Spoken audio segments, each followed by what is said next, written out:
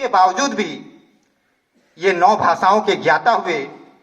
इनके पास कुल 32 डिग्रियां थी एवं विद्यालय में इन्हें बाहर बिठाए जाने के बावजूद भी ये विदेश से अर्थशास्त्र में पीएचडी करने वाले पहले भारतीय थे। तब कहना पड़ता है कि अरे पर्वत तू कल तक जिसकी लाचारी पे हंसता था, तेरी चोटी पर बैठा है वही बैसाखियां लेकर। अब मैं मुंतसा अली को काव्य पाठ हेतु मंच पे बुलाना चाहता हूं। मुंतसा अली।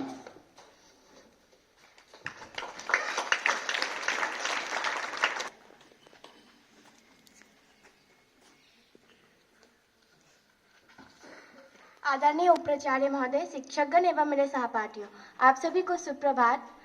मैं आज अंबेडकर जयंती के अवसर पर यहाँ अपने काव्य लेकर प्रस्तुत हुई हूँ, जो कि इस प्रकार है। भारत की वो पवन गाथा में अमर तुम्हारा नाम, 1881 के 14 अप्रैल को जन्म लियो, महा दिसंबर 1956 को देश से विदा लिए, ऐसे कर्मवीर नायक को कोटि कोटि प्रणाम। जय हिंद जय भारत का करते सब गुणगान। दलित समाज सुधारक को बाबा साहेब कहते हैं, जलते दीपक बनकर सदा हमारे दिल में रहते हैं। देश के लिए जिन्होंने विलास को ठुकराया था, गिरे हुए को जिन्होंने स्वाभिमान सिखलाया था, जिसने हम सबको तूफानों से टकराना सिखाया था, देश का वो था अनमोल दीपक जो बाबा साहब कहलाया था। पैदा कब मजहब होते हैं वो तो माने जाते हैं, धर्म कौन सा हम मानेंगे दिल के भाव बताते हैं। धर्म जाति रोड़े घर बनते हैं, हमको इन्हें हटाना है, लिखी हमेशा किस्मत जाती है, सम से ये सिखाना है। अंबेडकर की वो लंबी नाम हम सबको सिखाएंगे, संविधान की हर कर्तव्य को अपनाएंगे, ना ऊंच नीच की बात करेंगे, ना जाति मजहब पे लड़ेंगे। अंबेडकर की वो पुरानी ख्वाहिश हम सब मिलकर साकार करेंगे। आखिर में कुरान कहता है मुसलमान बनो, कुरान कहता है मुसलमान बनो, बाइबल कहता है ईसाई बनो, भगवत गीता कहती है हिंदू बनो, लेकिन हमारे बाबा साहब का संविधान कहता है इंसान बनो। धन्यवाद।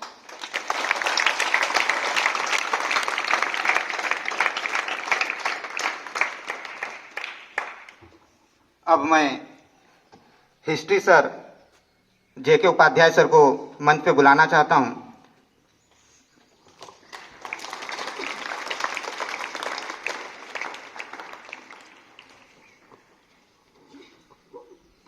आज की इस खास प्रातःकालीन सभा में उपस्थित विद्यालय के उपाचार्य महोदय, हमारे शिक्षक बंधु, प्यारे बच्चों, सबको सुप्रभात।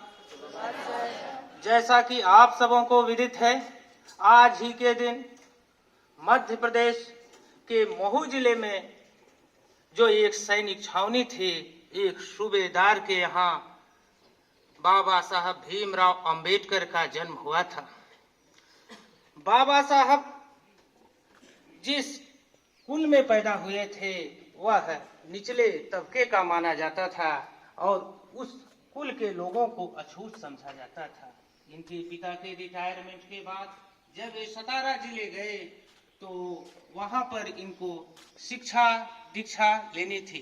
काफी बचपन से मेधावी थे, 14वीं संतान थे। इनके बड़े भाई और बहन पढ़े, कुछ भाई बहन पढ़े, लेकिन इनके जैसे मेधावी नहीं थे। जब ये विद्यालय में पढ़ने गए तो इनके साथ उस समय प्रचलित बुराइयों के अनुरूप भेदभाव किया जाता था, जिससे अंदर से काफी दुखी होते। इस शुरुआती चरण से ही जो भेदभाव सहा और समाज में देखा, उसको मिटाने का बीड़ा अपने मन में उठा लिया था। लेकिन संयोग देखो, पढ़ने की ललक देखो कि इन्हें साहू जी महाराज द्वारा प्रदान की जाने वाली स्कॉलरशिप मिली, विदेश में पढ़ाई की, जैसा कि बच्चों ने बताया। और उस पढ़ाई के दौरान इन्होंने विधि, इकोनॉमिक्स और अन्य विषयों में एमए के साथ साथ 2 विषयों में पीएचडी की डिग्री प्राप्त की। जिस समय बाबा साहब इकोनॉमिक्स में पीएचडी कर रहे थे, उस समय भारत महामंदी से जूझ रहा था। चारों तरफ महंगाई, बेरोजगारी, यहाँ तक कि कईयों को खाने पीने की वस्तुओं को न मिलने के कारण भूख से जूझते हुए अपने जीवन जीने का संघर्ष करना पड़ता था। हजारों की संख्या में लोग भूख से मारे जा चुके थे। बाबा साहेब ने देखा कि ये जो करेंसी कागज की चल रही है, इसी के कारण समस्याएं विद्यमान हैं। किंग्स के नेतृत्व में इसको स्टैंडर्ड करेंसी से हम कहते हैं, उसे दुनिया में अपनाया गया था। लेकिन बाबा साहब ने कहा कि नहीं, स्थायी मुद्रामान आवश्यक है। वैसे तो अमेरिका ने इसी को उस समय लागू करने का प्रपोजल दिया था, इसी कारण स्वर्ण सिक्कों का समर्थन कर रहे थे। लेकिन भारत जैसे उस समय के गरीब देश में यह संभव नहीं था। अंबेडकर साहब भारत आए, उन्होंने प्रिंसिपल के पद पर मुंबई के एक विद्यालय में कार्य किया, जिस दौरान अपने विद्यालय में वे बच्चों में समानता परक अपने अभिभाषण और प्रेरक कथाएं इत्यादि के माध्यम से बच्चों के बीच काफी पॉपुलर हुए। बाद में दिल्ली के विश्वविद्यालय में इन्होंने प्रोफेसर के रूप में भी कार्य किया। अपने कार्य के दौरान एक काफी प्रसिद्ध हुए। इस प्रसिद्ध के दौरान ही जब महात्मा गांधी का सविनय अवज्ञा आंदोलन चल रहा था, उस समय भीमराव अंबेडकर यह मानकर चल रहे थे, इस आंदोलन के साथ साथ अछूतों के लिए भी कुछ होना चाहिए और अछूतों को अधिकार मिले, जो प्राकृतिक अधिकार है कम से कम वह मिलने चाहिए। सभी को कहीं भी आने जाने, कुछ खाने पीने, उठने बैठने, सार्वजनिक संपत्तियों इत्यादि पर बराबरी का हक मिलना चाहिए। इसके लिए उन्होंने लड़ाई शुरू की। लेकिन महात्मा गांधी उस समय इस बात के पक्षधर नहीं थे। वे चाहते थे अधिकार तो मिलना चाहिए, लेकिन रिजर्वेशन नहीं मिलना चाहिए।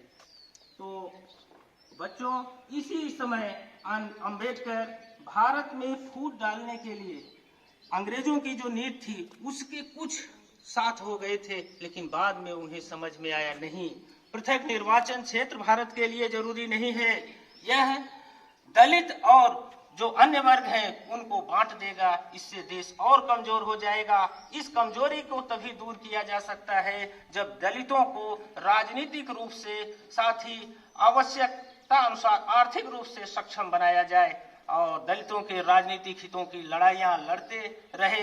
अंततः महात्मा गांधी के साथ 1932-25 सितंबर को पूना पैक्ट उनका हुआ, जिसके माध्यम से आज आप लोग देख रहे हैं एससी, एसटी इत्यादि जातियों को आरक्षण विभिन्न निर्वाचिकाओं में दिया गया है। साथ ही साथ अंबेडकर जी महाराष्ट्र के मंदिर में, जहां पर दलितों का प्रवेश वर्जित था, उसे प्रवेश दिलाने के लिए संघर्ष किया और उस मंदिर में दलितों को दर्शन करने का अधिकार मिल गया। साथ ही साथ जब संविधान निर्माण की बारी आई तो अंबेडकर एक प्रसिद्ध व्यक्ति बन चुके थे। दुनिया के अच्छे संविधानों का अध्ययन कर एक विधिवेत्ता बन चुके थे और साथ ही जब उनके बैरिस्टर की उपाधि थी, उसके अनुसार जो संविधान सभा बनी उसमें दलित सदस्य का होना आवश्यक था। लेकिन इनकी योग्यता, इनकी विद्वता इत्यादि को देखते हुए संविधान सभा में इन्हें निर्वाचित किया गया।